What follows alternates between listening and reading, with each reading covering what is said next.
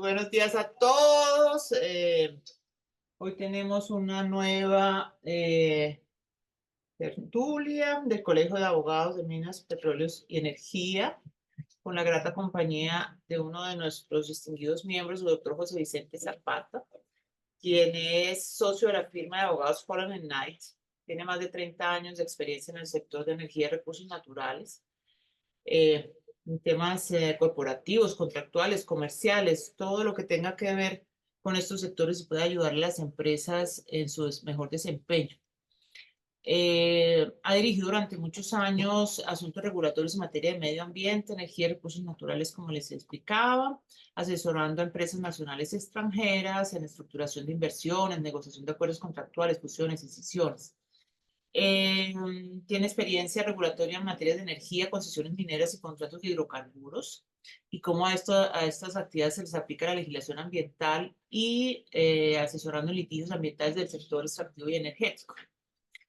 El doctor Zapata recientemente se ha vinculado en proyectos de energía renovable, ha asistido en soluciones de almacenamiento de energía, evaluaciones regulatorias de hidrógeno y geotermia, incluyendo análisis de zonificación, gestión y zonas de áreas protegidas y de exclusión, y el análisis que requieren los proyectos de opciones legales para la definición de usos de suelo. También pues tiene experiencia internacional, ha sido asesor en importantes arbitrajes internacionales comerciales y de inversión bajo las reglas de la Cámara de Comercio Internacional y del Centro para la Como Solución que de tal vez Diferencias no era abierto. Relativas a Inversiones. Eh, pues así como lo hace hoy con nosotros, lo ha hecho en otras latitudes en Latinoamérica, siendo conferencista. Tiene varias publicaciones de libros y artículos sobre temas de desarrollo sostenible, petróleo, gas y energías renovables.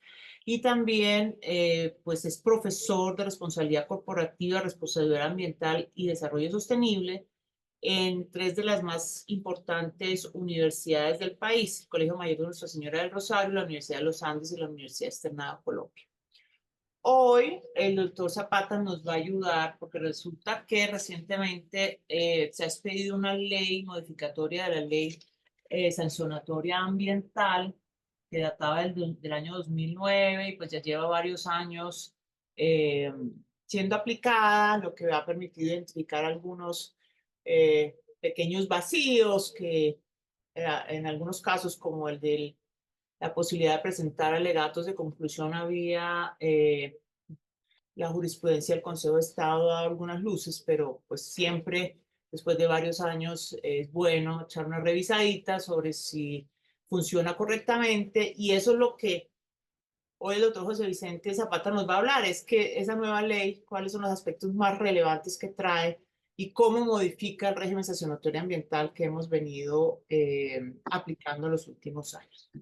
José Vicente, con nuestros agradecimientos enormes, pues te dejo a cargo del público. Esperemos que la gente, pues ya tenemos 16 participantes, esperemos que sigan ingresando y que puedan tener la satisfacción de oír tus palabras. No, pues muchas gracias, Adriana, como siempre, al colegio, como siempre, por estar en estas invitaciones y estos temas tan relevantes para lo que hacemos en el día a día. En ese contexto, digamos que voy a ir avanzando de una vez, sin más introducciones. La idea, y aquí de hecho estoy en la oficina con Stephanie Pardo y María Camila Ponte, con quien hemos venido trabajando este tema de la ley 2387-2024. Esta ley, pues como bien decía Adriana, recientemente sancionada. Y lo que vamos a ver el día de hoy es un poquito lo que representa esta ley.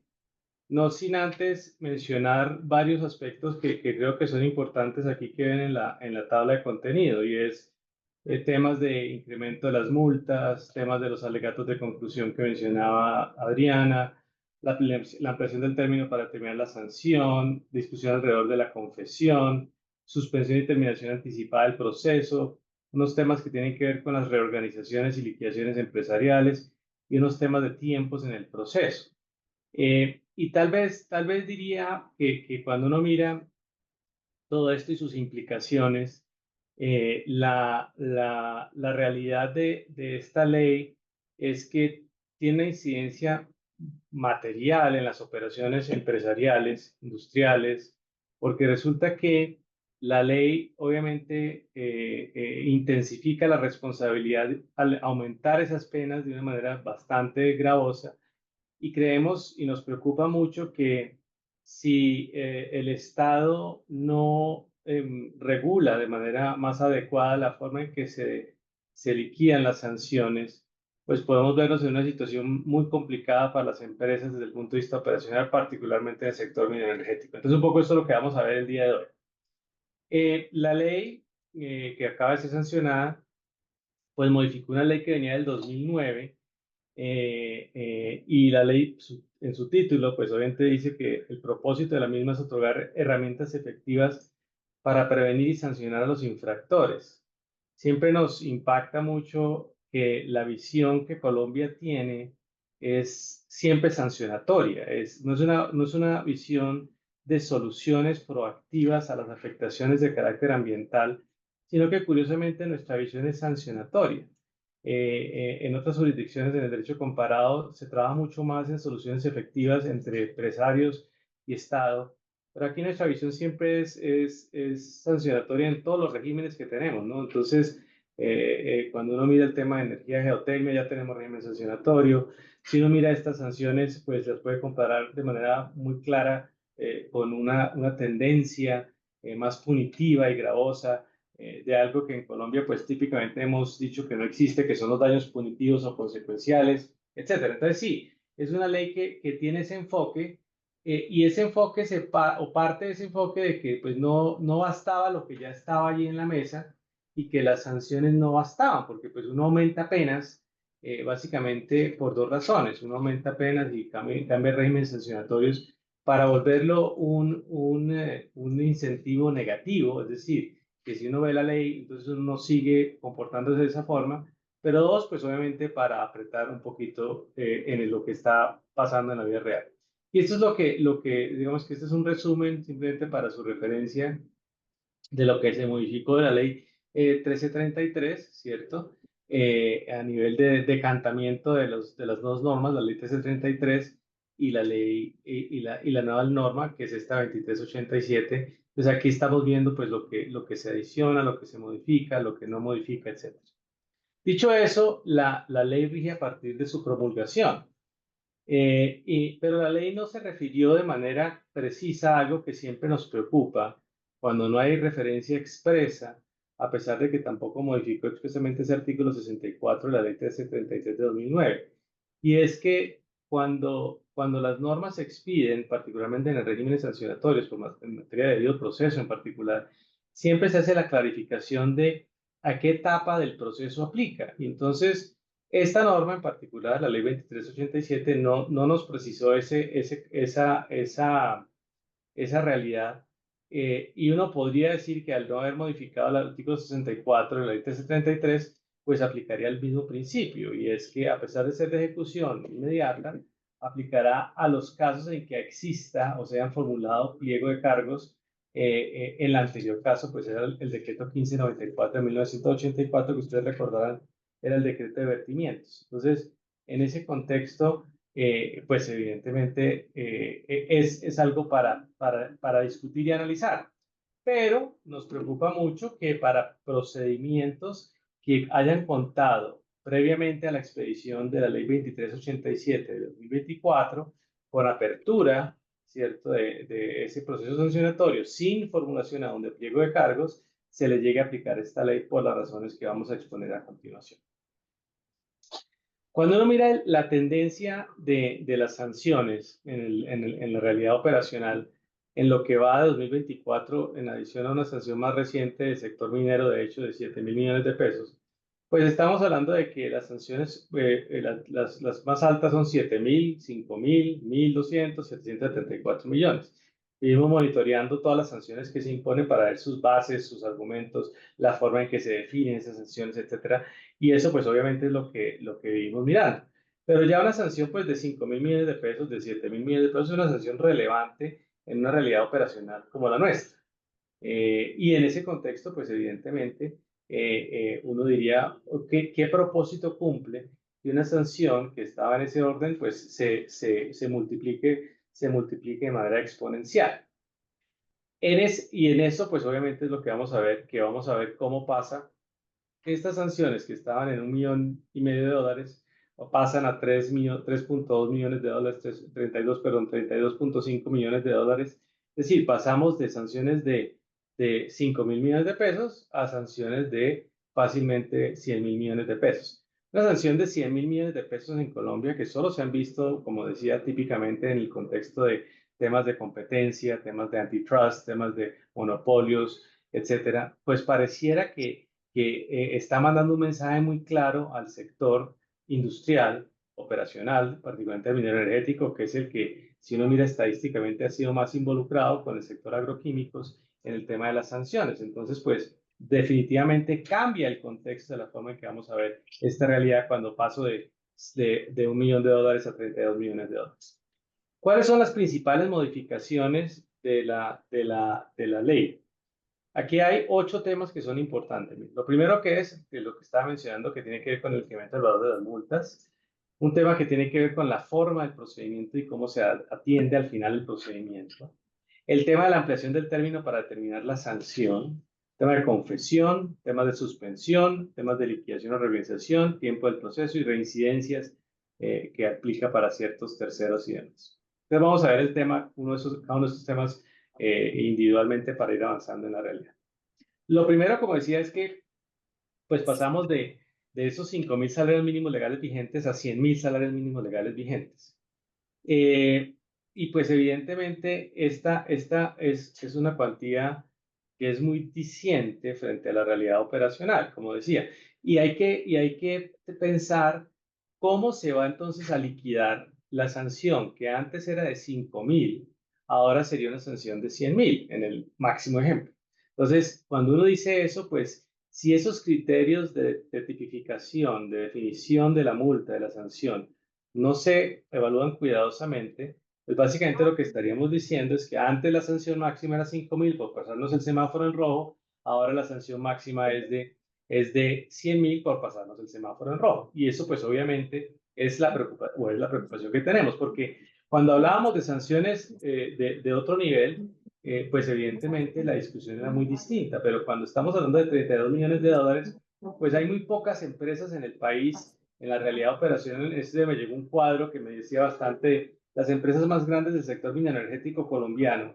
Y cuando uno mira eso, pues realmente fuera de Ecopetrol, las demás cada vez más, pues son empresas que no son del tamaño para aguantar unas sanciones de 32 millones de dólares. Entonces, esa realidad pues habrá que medirla en el contexto de lo que representa la sanción.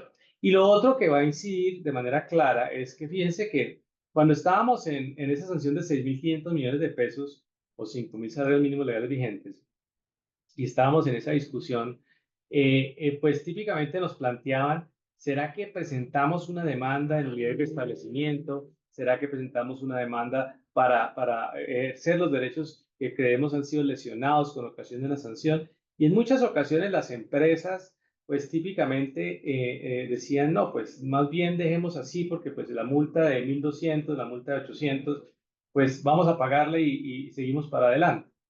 Ya con una multa de 125.000, 130.000 millones de pesos, pues ya no puedo tener esa opción. Al no tener esa opción, pues evidentemente lo que estoy diciendo es que me tocará presentar una demanda porque pues no puedo quedarme con el sapo de una sanción de 30 millones de dólares sin reclamar por 30 millones de dólares. Es lo que también va a pasar, que a veces se olvida, es que cuando el valor de las multas o sanciones aumenta, inmediatamente se aumenta la litigiosidad asociada con esas multas por la sencilla razón de que las empresas no pueden asumir las cargas sin hacer esa reclamación respectiva. Pero además porque evidentemente, como vamos a ver también cuando hablamos del tipo de sanción desde el punto de vista de si son derivadas de infracciones formales o infracciones sustanciales, pues evidentemente incidirá mucho en la vocación que tiene una sanción de ser demandada en los jueces administrativos o no. El valor de la multa, además, se dice, que es importante y no de menor entidad, se dice que se liquidará con ese valor del salario mínimo legal vigente mensual a la fecha de expedición del acto administrativo que determine la responsabilidad e imponga la sanción. Y esto también es un tema que es interesante verlo, porque siempre me ha preocupado, y acá lo hemos discutido con las colegas, que desde el punto de vista de los tiempos de los procesos sancionatorios, tenemos sancionatorios que duran 7, 8, 9 años, y ya vamos a referirnos a eso. Pero es curioso cómo en nuestro sistema legislativo deficiente y precario, desde el punto de vista del Congreso de la República y lo que expide, lamentablemente cuando uno está mirando esa deficiencia normativa, pues una de esas deficiencias es que la carga termina imponiéndosele al particular por la omisión o el retraso del Estado. Entonces, en vez de decir una ley que debería cesar el procedimiento en forma inmediata, como ocurre en materia penal, o debería ocurrir más en materia penal, ¿cierto? Por el debido proceso y por la protección de esos bienes jurídicos tutelados. No, lo que se dice es que si el Estado se demoró en su negligencia en un proceso administrativo sancionatorio ambiental y la imposición de esa decisión se demora años, la carga económica derivada de eso no es del Estado, sino del particular, ajeno a la velocidad en que se movió ese procedimiento. Entonces, es para entender cómo se está legislando en el país sin que estemos lamentablemente atacando esa legislación de manera más efectiva. Tema 1. Tema 2. Alegatos de conclusión. Como bien se decía, anteriormente pasaba que después de esos 9 años de ese proceso sancionatorio, que supuestamente en la teoría jurídica ambiental, por ser de un tema ambiental, debería decidirse, definirse rápidamente, porque queremos es proteger el medio ambiente, nos interesan las futuras y presentes generaciones y toda esta carreta que vimos diciendo desde el punto de vista legislativo y a nivel administrativo. Resulta que no, resulta que desde el punto de vista de lo que pasaba es que después de 9 años, entonces además de todo eso, cuando a todo el mundo se le ha olvidado las pruebas que se surtieron, las etapas que se surtieron, el interesado tampoco tenía la posibilidad de presentar un alegato diciendo eso no es así, debería considerarse esto, no, porque sino que simplemente el Estado entraba y decidía. Entonces 9 años más tarde, uno terminaba con la sanción, ¿cierto?, de un proceso que duró 9 años decantándose lentamente, archivado, abierto y puesto en un escritorio sin avance para llegar a la conclusión de que finalmente el interesado tampoco tenía una posibilidad de argumentar lo que necesitaba argumentar con base en lo que se surtió en esos 9 años. Porque entre otras cosas, uno de los argumentos más importantes debería ser siempre en materia ambiental que, como existen principios como el de rectificación, el de la fuente, como nos flagelamos con el principio de precaución y todas estas cosas que nos flagelan, ¿cierto? Debería ser que la atención de un proceso sancionatorio, si efectivamente es material, debería ser pronta y efectiva.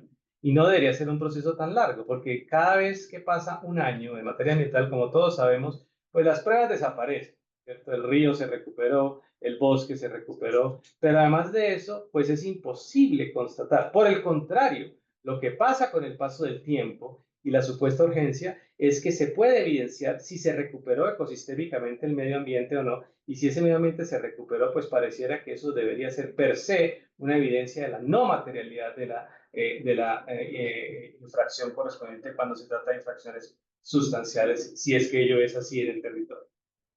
Entonces, cuando ustedes ven, esta es la línea de tiempo de ese proceso sancionatorio, y lo que básicamente se introduce es, hablamos de la caducidad de la acción, todos recordarán que hablamos siempre de 20 años de caducidad, o sea, no hay caducidad de materia ambiental.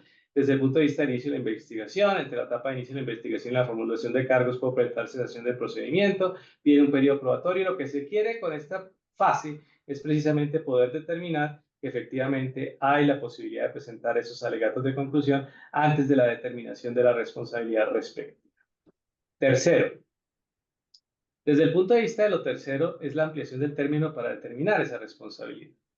Entonces, ¿qué Pero, y pasa? la pregunta sí me queda más clara, ¿cierto? ¿Qué pasa en esa realidad? Entonces, en esa realidad se dice que dentro de los 15 días hábiles siguientes al vencimiento del periodo probatorio, la autoridad ambiental, mediante acto administrativo motivado, declarará la responsabilidad del infractor. Siempre me causa también curiosidad, y también lo hemos discutido mucho acá, cuando hablamos de las imposiciones de términos que nunca se cumplen por parte de las autoridades y lo que nos dejan es un vacío jurídico. Entonces, lo que quiere decir aquí es que, quiero decir, es que 15 días pareciera poco tiempo ante la realidad histórica de la autoridad y la morosidad de la autoridad ambiental en estos procedimientos. Y lo otro es que si se excede este periodo, la autoridad deberá informar a la Procuraduría General de la Nación. También se establece que entre los 80 días hábiles siguientes al vencimiento del término para presentar descargos o alegatos de conclusión, la autoridad, mediante acto administrativo motivado, declarará esa responsabilidad. Entonces, lo que quiero decir es que esto, pero se amplía el plazo. Lo que quiero decir con estos plazos es que al hacer ampliación del plazo a 80 días, ¿cierto? La discusión vuelve a ser la misma. Estamos definiendo tiempos porque no alcanzamos a cumplirlos. Y si miramos estadísticamente, los 80 días hábiles pareciera que tampoco los vamos a cumplir y pareciera inane el hecho de que le digamos a la Procuraduría que el procedimiento administrativo sancionatorio ambiental se demoró años en vez de demorarse meses en beneficio del medio ambiente. Entonces, para claridad, pasamos de 15 a los 80. La confesión. En el tema de la discusión de la confesión, a mí me parece de lo más interesante, esta figura. Ustedes recordarán que en la ley 1333 hay causales de atenuación y causales de agravación punitiva. Ambas causales han existido ahí siempre. Casi que nunca he visto las causales de atenuación punitiva desplegadas en un proceso sancionatorio. Muy poco, la verdad. No tengo presente tantas causales de atenuación siendo activadas. Pero en gracia de discusión aquí se crea la confesión. El problema de la confesión, desde el punto de vista de la reducción específica de la sanción, pues es que uno dice, no, pues si usted confiesa, pues le vamos a reducir el 30%.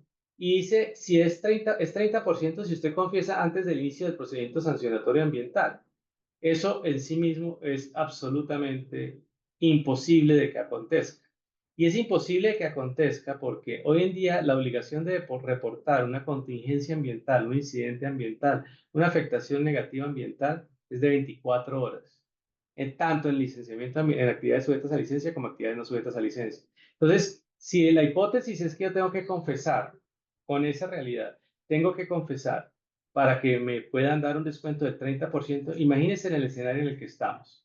Primero, no sé de qué me están acusando. Segundo, no sé qué pasó porque estoy hasta ahora reportando.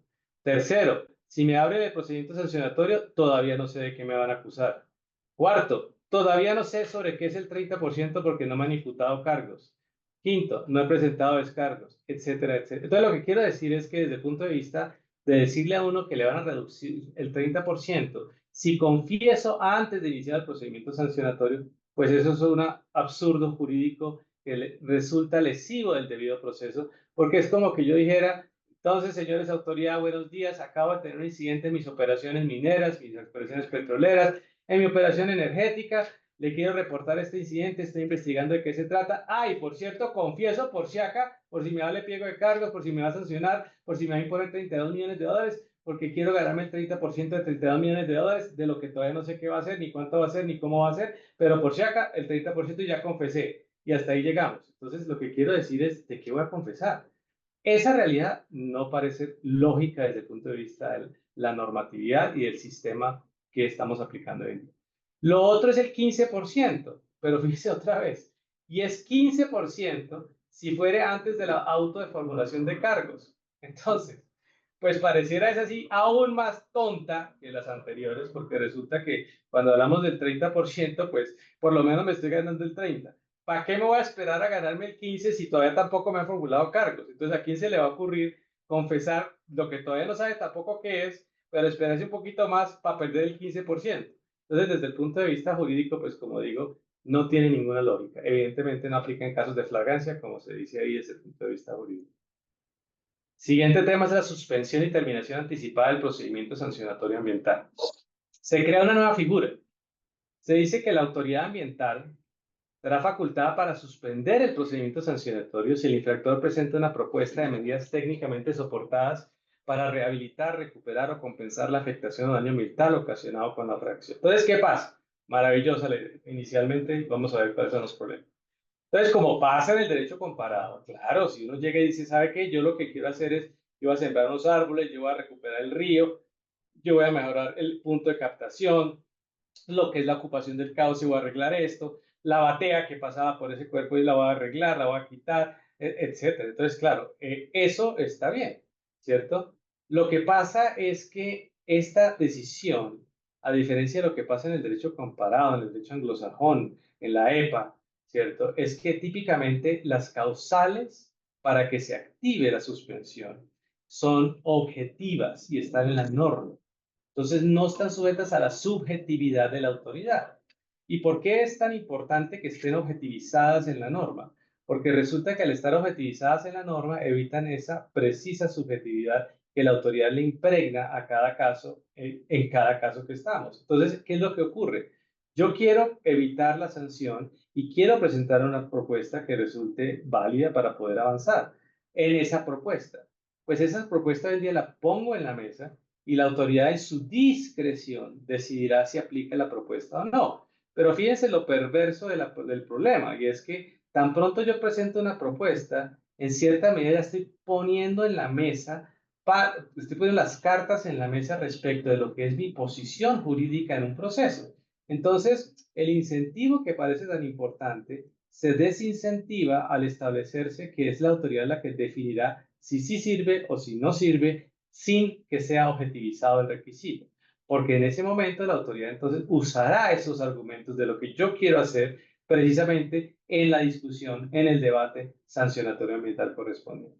Entonces, la hipótesis es que si la autoridad verifica el cumplimiento de las medidas propuestas que fueron aceptadas por la autoridad, pues en ese caso se termina el procedimiento respectivo. Creemos que va a ser difícil que la figura se materialice, pero pues el tiempo dirá y ustedes nos invitarán a una botella de champaña o de otra bebida para pasar la amargura de que no funciona. La noción de liquidación empresarial. Antes de pasar a esto, el título de la obra se llama Liquidación empresarial, pero lo cierto es que esa discusión de la liquidación empresarial es mucho más amplia. ¿Qué se creó con ocasión de la ley nueva, que es de preocupación? Para todos los que hacemos escisiones, fusiones, reorganizaciones, reestructuraciones, etcétera, a nivel societario. La norma dice lo siguiente: en los eventos de disolución o en los eventos en que se planea entrar en disolución, fusión, escisión, reorganización, reestructuración, liquidación, insolvencia, regulados por las normas vigentes, le corresponderá a esas empresas informar inmediatamente la situación de autoridad ambiental cuando tengan un procedimiento sancionatorio en curso. Entonces, esto es muy importante tener presente qué es lo que incide esto, porque claro, si fuera solo informar, pero pues uno no informa de nuestro maravilloso país de normas para que quede simplemente en manos de la autoridad una información útil, sino que es para alguien. Ya vamos a ver por qué la norma lo establece. Entonces, si yo me voy a escindir, fusionar hoy en día, y tengo en una de esas sociedades, la absorbente, la absorbida, la que estoy, la absorción y creación, lo que sea la figura que esté haciendo desde el punto de vista societario, entonces me toca informar a la autoridad. Y la realidad de esa información y la problemática que esa información genera desde el punto de vista jurídico es la siguiente. Se dice que se constituirá a favor de la autoridad ambiental, se constituirá a favor de la autoridad ambiental las garantías que amparen el pago de las obligaciones generadas o que se puedan llegar a generar como consecuencia del procedimiento sancionatorio ambiental en curso y las obligaciones originadas en la aprobación de medidas correctivas, etc. Entonces, ¿qué es lo primero que está ocurriendo? Fíjense, me devuelvo. En todos estos casos, disolución, reorganización, reestructuración, todos, me toca informar. Y me toca informar para presentar una garantía. Si la sanción máxima en un procedimiento sancionatorio administrativo ambiental acaba de subir a 32 millones de dólares, pues se debe suponer que, y tengo 3 sancionatorios en curso, entre una de las sociedades que participa en la reestructuración, fusión, escisión, reorganización, y esas 3 sancionatorios están en curso y no ha habido pliego de cargos, o ha habido pliego de cargos, ha habido descargos, pero no ha habido imposición de la sanción. Pues resulta que si lo que la norma está diciendo es lo que está planteándose por escrito en esa norma, me tocaría presentarle a la autoridad de notificación del proceso de decisión, fusión, etcétera, que voy a hacer. Esa autoridad ambiental se sentará, analizará y me dirá, pues, ¿sabe qué? Lo que usted me debe es una garantía bancaria, me debe un standby letter of credit, me debe una garantía que ampare, ¿cierto?, el posible riesgo de la imposición y pago de esa sanción. Con 2 problemas de fondo, como todo lo que hacemos a nivel legislativo, lamentablemente. Y es que, pues nadie se sentó con las aseguradoras o los corredores a preguntarles si nos iban a garantizar, ¿cierto? Y nadie está mirando el tema del costo de esa garantía. Pero adicionalmente a eso, la ñapa es un poquito más complicada. Y es que para los que hacemos decisiones y fusiones y reorganizaciones, tenemos dos tipos de procesos: procedimientos ante las supersociedades y procedimientos expeditos en la normativa vigente. Se trató de establecer procedimientos expeditos para que las sociedades pudieran fácilmente reorganizarse en los temas en que necesitaran reorganizarse sin autorización ni de la SIC cuando están en un grupo empresarial, ni de las supersociedades cuando resulta que no se cumplen ciertas características que obligan a que se vaya a las supersociedades. Pero si ahora tengo que esperar el proceso de garantía, la gran pregunta complementaria es si me toca esperar que la autoridad ambiental me defina qué garantía le satisface sus intereses futuros, y segundo, si está condicionada la fusión y escisión a que eso se dé, situación que tendremos que ver cómo lo interpretan las supersociedades y las SIC desde el punto de vista de los procesos autorizados y cómo lo vamos a interpretar en los procesos que ya están andando de fusión, escisión, etcétera, que no requieren de la autoridad respectiva para su aprobación, sino que pueden adelantarse de manera privada. La ñapa, el ojo que está ahí desde el punto de vista jurídico, es que la inobservancia de lo previsto en este artículo hace responsablemente, solidariamente, el pago de las obligaciones respectivas, es decir, la sanción al representante legal, al liquidador, al promotor y a los miembros de junta directiva o de socios. Entonces, básicamente, nos extendieron la responsabilidad por expresa disposición legal a una realidad que va a llevar entonces a que no conozco a la primera junta directiva que cuando esté aprobando el proyecto de la relación de intercambio, una decisión, una fusión, y le diga que hay una sanción ambiental en curso, procedimiento administrativo en curso, proceda con esa decisión, esa fusión, sabiendo que su responsabilidad es solidaria respecto de la posible sanción de 32.5 millones de dólares. Entonces, eso es lo que hace el legislador cuando crea esas figuras tratando de proteger a quién. Porque resulta que si el legislador leyera las normas del derecho comercial y el Código de Comercio, la responsabilidad ya estaba regulada allí y la responsabilidad no desaparece por una decisión o una fusión, como esto todos sabemos aquí desde el punto de vista jurídico. Bueno, lo siguiente, tiempo máximo del proceso. Este me encanta también. Aquí lo hablábamos con la doctora Pardo y la doctora Ponte. Este es maravilloso. Una vez iniciado el procedimiento sancionatorio ambiental dentro del término de caducidad previsto en el presente artículo, el procedimiento no podrá extenderse más allá de 5 años. Entonces, el problema, y después dice, la autoridad podrá motivadamente, resolución, prorrogar hasta por otro término igual la duración del procedimiento. Entonces, digamos que es curioso, pues porque un poquito como estas reservas de esta ley que estamos demandando en el sector minero, que duran eternamente, porque eso es lo que le gusta al Estado, no hacer la tarea para que le dure eternamente sus abusos del derecho. En ese contexto, desde el punto de vista jurídico, pues entonces tengo 5 años prorrogables por otros 5. Pero más allá de eso, fíjense que la caducidad es de 20 años.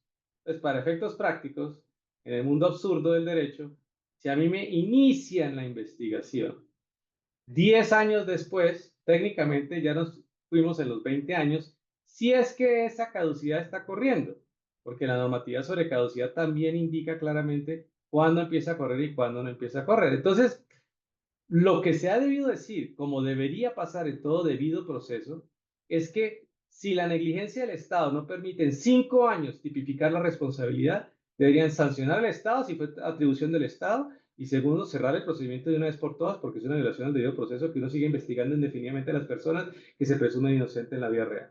Eso es un poquito la realidad en la que estamos del tiempo máximo desde el punto de vista jurídico y que nos está modificando la ley. La reincidencia y su aplicación a consorcios y otras figuras.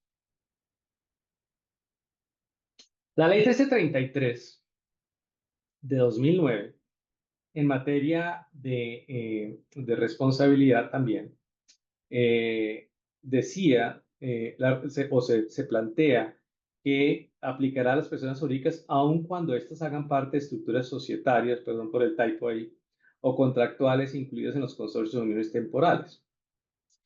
De lo que estamos hablando aquí es de la causal de agravación punitiva. Entonces, pareciera que hacia donde vamos desde el punto de vista de la responsabilidad es que se modificaría, y esto es importante analizar desde el punto de vista del derecho administrativo, que ustedes saben la diferencia en sanciones en el caso de consorcios o uniones temporales, que se hace una distinción jurídica desde hace muchos años, de que en uno u otro, según el caso, las sanciones son solidarias o no son solidarias. Y esto hacía que estructuráramos las operaciones de contratación con el Estado de manera particular en una u otra figura.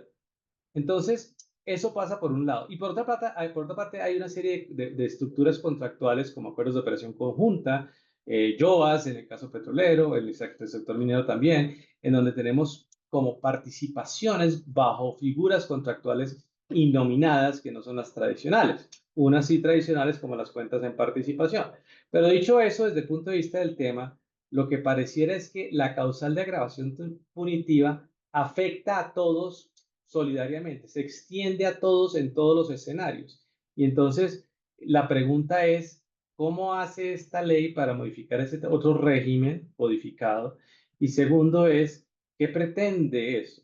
Y si uno dice, no, es que lo que pretende es que si la reincidencia de uno de los miembros del consorcio o unión temporal incide en los otros consorciados o miembros de la UT, pues pareciera que resulta lesivo de lo que es la tradición o la hoja de vida de ese otro miembro que no ha sido sancionado. De alguna forma pareciera extender una tipología sancionatoria a quienes no han cometido la transgresión respectiva. Y vale la pena ver cómo se va a manejar esto hacia adelante. ¿Cuáles son entonces las implicaciones de esta norma y desde el punto de vista de lo que estamos viendo hoy en día? Y voy a tratar de dejar un espacio para preguntas teniendo en cuenta el tiempo. Lo primero, pues obviamente es una intensificación de la responsabilidad. Siempre que uno habla, pues entonces la visión un poco estatal, la visión, vuelvo a decir, de sanciones, es que todo el mundo era un vago, y entonces como éramos unos vagos, entonces necesitamos que es que nos sancionen más para que dejemos de ser vagos. Como violamos el pico y placa, entonces en vez de una multa de 1.000.000 de pesos, pongamos una multa de 100.000 millones. Como no cumplimos con las normas, entonces y eso pareciera una metodología poco eficaz para lograr la internalización de las externalidades que se generan con ocasión de las afectaciones ambientales que quedan tipificadas como daño jurídico o antijurídico. Entonces, eso pues evidentemente es un tema de intensificación de responsabilidad, porque pasamos entonces de la materialización de una ley 1333 en un nivel determinado hacia una intensificación en esta nueva norma. Y ahí resalta un tema que cuando demandamos en su momento, desde varios gremios se demandó la norma de la ley 1333 en su momento y la Corte Constitucional dijo que no, que era una presunción de culpa, el hecho de que se presumiera la culpa o el dolo del infractor en los procesos sancionatorios administrativos ambientales, que era desvirtuable. Sí, eso es cierto, pero fíjense que con unas multas tan altas y con un régimen tan demorado en su implementación para tipificar la responsabilidad, un poco como lo mismo que uno ve en este país, lamentablemente en materia penal, como digo, donde aparece 25 años más tarde la prueba reina que hace que todo el mundo se flagele y entonces ahí sí hay proceso penal. En ese contexto pareciera que no le hacemos un favor al medio ambiente, que es un poco la preocupación fundamental. Lo segundo es el tema de las implicaciones a nivel de todas estas transacciones que estamos viendo. El país está en una cantidad de transacciones por inversionistas que se van, por operaciones que se reorganizan, por todo esto. Y creo, me corregirán acá, Stephanie, María Camila, no sé si en voz alta diría, ¿cuántas de las empresas del sector mineroenergético pueden decir que no tienen por lo menos un sancionatorio ambiental en curso?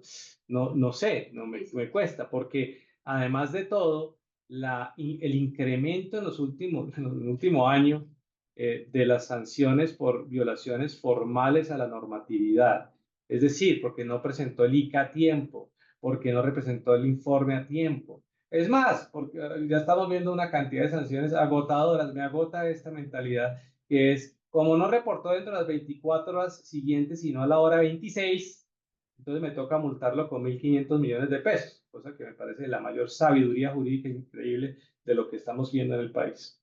Lo tercero es la necesidad de implementar modelos avanzados de prevención y mitigación en la materia. Esto para mí es un gran takeaway desde el punto de vista de lo que es la gestión en materia ambiental y tenemos que, a nivel empresarial ya, ¿cierto? Pues cuando a uno le dicen que la multa va a ser de 32 millones de dólares, ¿cierto? Y que además el régimen de tipificación de esa responsabilidad no está siendo modificado y además de eso que hay un interés en sancionar, porque hay un interés en sancionar además, para ejemplificar, ¿cierto? Supuestamente lo que hacen mal las empresas. Entonces, pues, y estamos hablando de todos los sectores, ¿no? No solamente de este.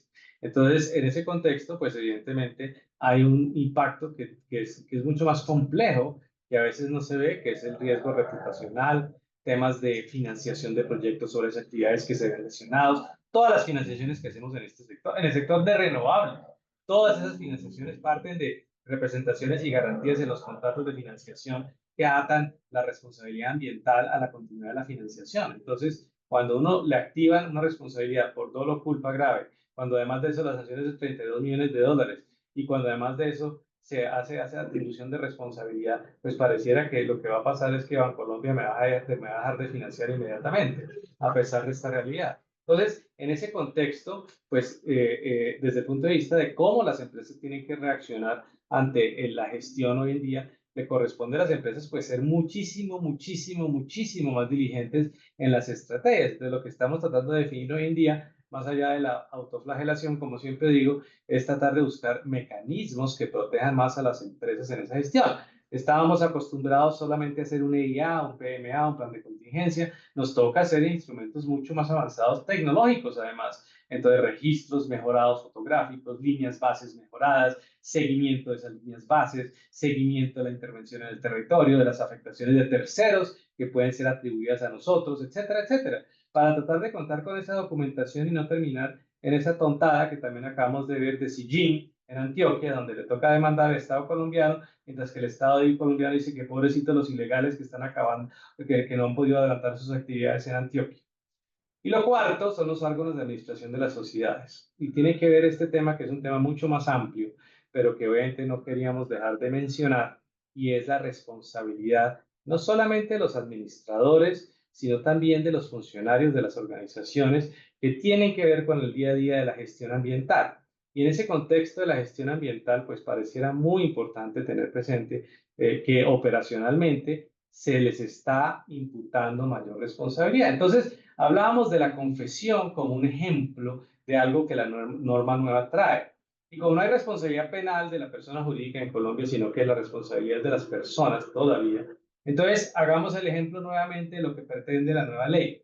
La nueva ley pretende que antes de 24 horas que tengo que reportar, yo me siente con los funcionarios de la compañía, en la operación minera, petrolera, energética, en las operaciones agroquímicas. Entonces yo digo, lo que pasó fue esto. Ah, bueno, ¿y quién fue el responsable? Pues porque hay que confesar, ¿no? Entonces, Jaime, no es la empresa la que confiesa. Entonces, ahí tenemos que decir quién fue el que cometió la infracción, porque pues resulta que la tipificación de la responsabilidad tiene que ser atribuida a alguien el día de mañana desde el punto de vista penal. Entonces, desde el punto de vista de la normatividad ambiental, la empresa dice, sí, nosotros cometimos la falta. Lo que ruega la pregunta inmediatamente, ¿cierto? Que es, ¿y quién la cometió? Pedro, María, Juan, ¿quién fue? Y pues entonces nos tocará decir, sí, claro, con mucho gusto, ni más faltaba. Fueron los tres, Pedro, María y Juan, que eran del área ambiental de la organización, que lamentablemente pues la embarraron, entonces ellos fueron los que causaron esto y por eso la empresa confiesa este ilicitud, como hacemos en temas de compliance, que cuando declaramos al Department of Justice, al DOJ en Estados Unidos, un breach de compliance, pues nos toca decir quiénes son los culpables. Entonces aquí nos toca decir, los culpables son Pedro, María y Juan, y con eso entonces se tipifica esa responsabilidad. Y si los órganos de administración tenían conocimiento, si los órganos de administración no hicieron lo que tenían que hacer, etcétera, pues también tipificarían su responsabilidad, como ya vimos, por evidentes razones. Entonces, ese es el contexto en el que estamos desde el punto de vista jurídico y de las implicaciones. Ahora, en adición a eso, una de las grandes preocupaciones que uno tiene, y vuelvo al tema de fondo, arrancábamos aquí con Adriana en la terapia de pareja de COP16, ¿cierto? Y en COP16 estamos preocupados porque vemos más pelea que COP16, vemos más burocracia que COP16. Y en estas cosas, pues uno dice, hombre, ¿qué estamos ganando con estas sanciones? ¿Realmente le vamos a imputar sanciones de 32 millones de dólares a las empresas? ¿Eso es lo que estamos diciendo? Estamos buscando cambiar el comportamiento por la amenaza de la prospección del mal mayor, que es la multa de 32 millones de dólares. Entonces, ¿no hace que cambiemos el comportamiento? ¿O pareciera que tenemos una deficiencia en lo que realmente estamos buscando para proteger efectivamente el medio ambiente, que no son los 32 millones de dólares? Ahora bien, si lo que queremos es reemplazar las reformas tributarias fallidas con los 32 millones de dólares, entonces ya entiendo por dónde vamos, pero pareciera que eso no tiene ninguna lógica desde el punto de vista de la sostenibilidad, el desarrollo sostenible del país en estos momentos. ¿Cómo prevenimos esto? Entonces, algunas ideas básicas que hemos discutido acá con el equipo. Ir más allá del cumplimiento de las normas. Entonces, ¿qué es esto? Pues es que el mundo cambió y aquí no estamos hablando de otra cantidad de cosas que están pasando jurídicamente, ¿cierto? Decisiones de la Corte, decisiones de las altas cortes, otros cambios normativos, ley de pasivos ambientales, bueno, en fin, toda una cantidad de cosas que están pasando que nos llevan a decir que sí tenemos que ir más allá. Tenemos que tener una gestión anticipada. O sea, no puede ser que simplemente estamos esperando a ver cuándo nos abre el sancionatorio, no, hay que coger el toro por los cachos. Hay que hacer ese seguimiento antes, durante y después de las actividades que estamos avanzando. Tenemos que cerrar los expedientes, cerrar los archivos. Se quedan ahí indefinidamente en el tiempo y después nos persiguen.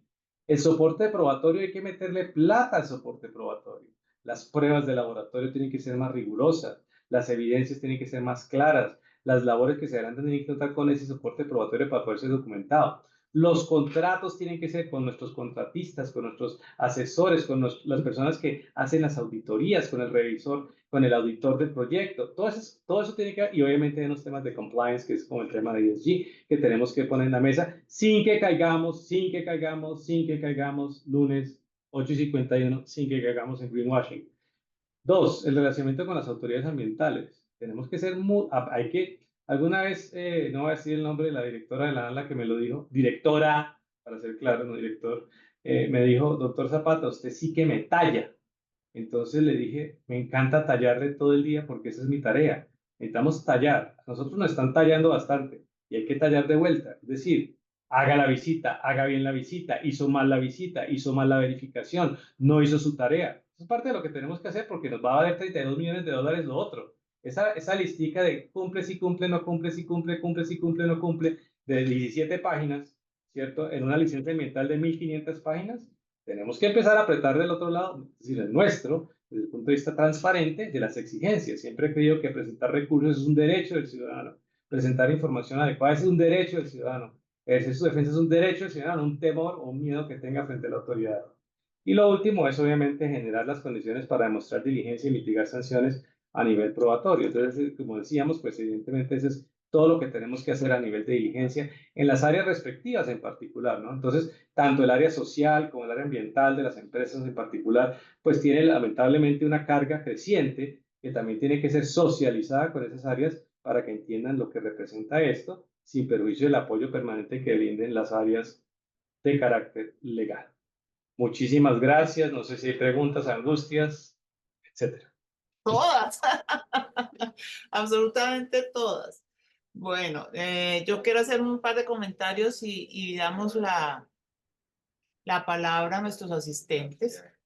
Yo le quería preguntar, ¿tú cómo ves pues, pues el tema de la participación de la autoridad ambiental en estos procesos que están regidos principalmente por el derecho comercial y de sociedades? ¿Será que esto va finalmente a incidir en que esos procesos no tengan la agilidad que eventualmente las empresas necesitan por la intervención de la autoridad ambiental? Sí, definitivamente creo que sí, Adrián, porque es que ¿sabes qué pasa? Es que si a mí me dijeran en este momento, y ya hemos estado investigando, es más, en otros casos, que nos vienen diciendo, ¿será que existe una póliza que pueda amparar estos riesgos? Oigan, la póliza que tenemos que buscar, una póliza que ampare el siguiente riesgo. Se tipifica responsabilidad al abrirse la investigación sancionatoria ambiental por culpa grave o dolo del infractor, como dice la ley 1333. Se abre ese procedimiento por culpa grave o dolo del infractor. Ya en muchos casos de seguros estamos viendo que las aseguradoras dicen, pues si usted lo condena por culpa grave o infractor, fue intencional, ergo no hay riesgo que aparezca. Entonces, en la realidad, lo que va a pasar es que no vamos a encontrar eso distinto de una garantía bancaria. Y una garantía bancaria pues tiene un costo determinado. Pero adicionalmente a eso, ¿quién quiere otorgar garantías bancarias como cheques en blanco por si acaso me imponen sanciones? Y lo otro es que desde el punto de vista de la responsabilidad, si el liquidador, el representante legal, el que está haciendo la operación, asume una responsabilidad solidaria, pues se vuelve inmediatamente en un incentivo perverso para votar las decisiones respectivas. Entonces, lo que va afectar, en mi opinión, es precisamente ese tipo de procedimientos y la agilidad que el legislador en la parte comercial quiso imprimirles, porque va a tocar esperar a ver qué pasa. Y nos pasa en muchos temas, inclusive la norma se pensó en el caso de liquidaciones, ¿cierto? Y por eso el título de la obra es liquidaciones. Ah, es que usted liquidaba la sucursal de la petrolera, la sucursal de la minera, liquidaba la entidad subsidiaria de esa entidad inversionista, se iba y dejaba en la calle el sancionatorio. Y les puedo dar fe que he ido a las autoridades ambientales a rogar que impongan la multa y pasan 2, 3 años sin que impongan la multa. Entonces, el tema es otro. Y en esa realidad, pues evidentemente, lo que dice la ley es que yo hago una provisión, el liquidador hace una provisión para asumir ese costo o gasto a futuro. Y la provisión debe estar debidamente calculada. Entonces, lo que aquí se está haciendo es apretar esa realidad por unos afanes innecesarios, en mi opinión, de tratar de regular de manera cruzada sobre otros ámbitos del derecho que son lesivos de esos otros ámbitos del derecho. Bueno, Jaime Niño pregunta aquí, ¿esta ley busca en el fondo desincentivar la minería? ¿Los trámites ambientales serán más demorados y costosos, además de engorrosos? Pues yo lo que creo es que, igual así, como la ley aplica para todos los sectores, pero como este sector de la minería es el sector que como que nos tienen entre ojos desde hace ratico, pues sin lugar a dudas, si uno mira en qué sectores se han impuesto las multas más altas y en qué sectores hay las investigaciones más fuertes, pues pareciera que son los del sector minero energético. En números, seguramente el sector agroquímico nos gana, pero desde el punto de vista de número en casos, no en volumen o en cuantificación, perdón, de la sanción. Entonces creo que pues sí, es un desincentivo en la medida en que me impone una carga muy pesada. Vuelvo al ejemplo. Si la sanción de ayer de este caso minero conocido de 7.000 millones, ahora es una sanción de 100.000 millones, dígame los 48 que están en esta llamada, ¿cuántas empresas tienen 100.000 millones para disponer para que después de impuesta la sanción y para acudir a la nulidad y restablecimiento del derecho entre los 4 meses siguientes a la imposición de esa sanción de manera definitiva, resuelto el recurso de reposición respectivo, sin que me ejerzan jurisdicción coactiva y me embarguen de aquí hasta Timbuktu? Tengo 100.000 millones en caja para pagar la sanción sin que me embarguen. Ese es el lío en el que vamos a estar. Milton Obando pide la palabra. Adelante. Sí, buenos días. Buenos días. Ante todo, muchas gracias por este tipo de intervenciones y de charlas en que nos permiten participar a nosotros, ¿sí? Yo insisto, yo soy profesor también en la Universidad Nacional de Yacimientos Minerales y Depósitos Minerales, y es preocupante, digamos, este panorama que se tiene a futuro en nuestro país, ¿no? Porque es que prácticamente, digamos, se está estigmatizando de una manera negativa y se está satanizando la labor minera. Y adicionalmente, el Estado habla de una transición mineroenergética, sí, una transición energética, y uno lo que ve es que están poniendo trabas a los insumos, a la materia prima para hacer su dichosa transición. Y es lamentable que nosotros estemos en un país donde no tenemos un ministerio de minas, sino prácticamente tenemos dos ministerios de medio ambiente. Yo lo digo como profesional que he estado trabajando desde hace mucho tiempo en este sector, en exploración sobre todo, y uno ver, digamos, cada vez las trampas que se le meten más a las empresas, se les dice vengan, porque yo lo he vivido, ¿sí? Se les dice vengan, entren, inviertan en el país y después se les pone la trampa o sea, se les castiga, ¿sí? Por estar explorando o por ya estar queriendo avanzar hacia el proceso de explotación minera, que es algo que es necesario para el país. O sea, son materias primas que nosotros requerimos en el país. Y entonces me parece supremamente importante este tipo de charlas que están dando, que a nosotros nos dan un panorama del desastre que se viene aquí para la nación, ¿sí? Porque a fin de cuentas llegan estas empresas también con todo su derecho y demandan a Colombia internacionalmente, y después nosotros los que vamos a pagar somos nosotros los colombianos, ¿sí? No es el gobierno de turno, somos nosotros los que vamos a pagar todas las demandas que se nos van a venir por cuenta digamos, de esta manera irresponsable que está haciendo el Estado para digamos, boicotar el sector minero energético. Y pues, sería más fácil decir, no, no queremos y ser coherente con el discurso, no queremos actividad minera, entonces no vamos a dejar entrar a nadie, como lo hizo, por ejemplo, Costa Rica. Pero uno ve aquí es como quieren, es meterle la trampa a las compañías y eso me parece que no es justo. Y además le quita credibilidad al gobierno, ¿sí? Imagínense, es más fácil invertir para una empresa minera en el Congo, ¿sí? Que invertir en Colombia, ¿sí? Que el Congo tiene un mucho menor desarrollo que Colombia, ¿sí? Y para las empresas es más económico y menos riesgoso invertir en otros países que están en un conflicto mucho más serio que el nuestro, que aquí en Colombia. Entonces, muchas gracias, ¿verdad? Por permitirnos estos espacios y darnos cuenta del desastre que se viene encima. Muchas gracias. Osvaldo dice, lo expuesto por el doctor Zapata nos dice que jurídica y técnicamente es deficiente esta nueva norma.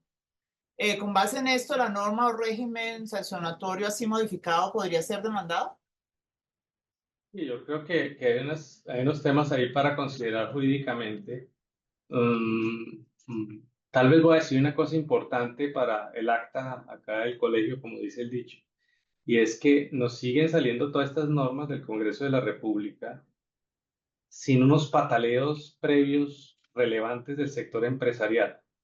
Entonces, sí, uno puede mandar ex post y puede tratar de dar esa pelea ex post y creo que es importante darla, pero la invitación cada vez más es a que nos hagamos sentir un poquito más duro antes de que, como se decía ahorita, quien intervino antes de que esté yo usando aquí la palabra, señalaba, si no estamos interviniendo antes para dar la pelea respetuosa, clara, pero con dientes, seguiremos viendo todas estas normas, como las leyes que crean áreas protegidas indefinidas, como la ley de pasivos, como está, y siguen y siguen y siguen, porque este es un país que cree que soluciona todo con leyes y no solucionamos nada con leyes. Entonces, sí, sí se puede demandar y mi sugerencia sería que se demande, así sea para evidenciar las falencias que estamos mencionando y que por lo menos se tenga ese debate a pesar de que de pronto la Corte diga que prevalece el bien jurídico medio ambiente y que si bien la norma dice lo que dice,